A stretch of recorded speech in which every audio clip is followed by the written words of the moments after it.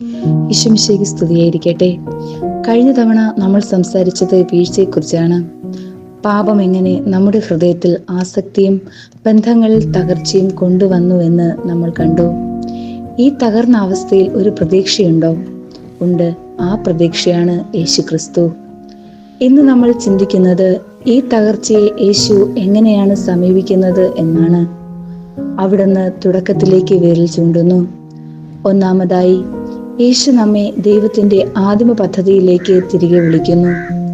ഫരിസേയർ വിവാഹമോചനത്തെക്കുറിച്ച് യേശുവിനോട് ചോദിച്ചപ്പോൾ അവിടുന്ന് മോശയുടെ നിയമത്തെക്കുറിച്ചല്ല സംസാരിച്ചത്.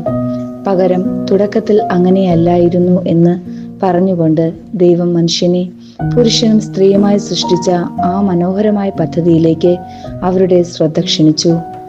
പാപം മൂലം നഷ്ടപ്പെട്ട സ്നേഹത്തിന്റെയും വിവാഹത്തിന്റെയും യഥാർത്ഥ അർത്ഥം വീണ്ടെടുക്കാനാണ് യേശു വന്നത്. രണ്ടാമതായി, യേശു ഹൃദയവിശുദ്ധിയുടെ പ്രാധാന്യം പഠിപ്പിക്കുന്നു. ഗിരിപ്രഭാഷണത്തിൽ യേശു പറയുന്നു, വ്യഭിചാരം ചെയ്യരുത് എന്ന് മാത്രമല്ല, ആസക്തിയോടെ ഒരു സ്ത്രീയെ നോക്കുന്നവൻ പോലും ഹൃദയത്തിൽ വ്യഭിചാരം ചെയ്തു കഴിഞ്ഞു. യഥാർത്ഥ വിശുദ്ധി എന്നത് നമ്മുടെ ബാഹ്യമായ പ്രവൃത്തികൾ ഒതുങ്ങുന്നില്ല, മറിച്ച് നമ്മുടെ ചിന്തകളിലും ആഗ്രഹങ്ങളിലുമാണ് അത് ആരംഭിക്കുന്നത് എന്ന് യേശു പഠിപ്പിച്ചു.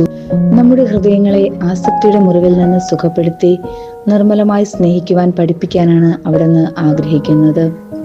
മൂന്നാമതായി, വിവാഹബന്ധം വേർപിരിയാനാവാത്തതാണെന്ന് യേശു ഉറപ്പിച്ചു പറയുന്നു.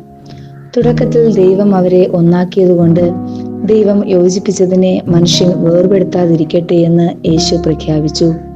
വിവാഹം എന്നത് എപ്പോൾ വേണമെങ്കിലും മാറ്റാവുന്ന ഒരു കരാറല്ല, മറിച്ച് ദൈവത്തിന്റെ വിശ്വസ്തതയെ പ്രതിഫലിപ്പിക്കുന്ന സ്ഥിരവും വേർപിരിയാനാവാത്തതുമായ ഒരു വിശുദ്ധ ഉടമ്പടിയാണ്. പ്രിയ കൂട്ടുകാരെ, യേശു നമുക്ക് പുതിയ നിയമങ്ങൾ നൽകുകയല്ല ചെയ്യുന്നത്. പകരം പാപം മൂലം നഷ്ടപ്പെട്ട ദൈവത്തിന്റെ ആദിമ പദ്ധതിയെ വീണ്ടെടുത്ത് അത് ജീവിക്കുവാനുള്ള കൃപ നമുക്ക് നൽകുകയാണ്. നമ്മുടെ ഹൃദയങ്ങളെ സുഖപ്പെടുത്തി യഥാർത്ഥ സ്നേഹത്തിൽ വളരാൻ നമ്മെ സഹായിക്കുവാൻ അവിടത്തേക്ക് കഴിയും.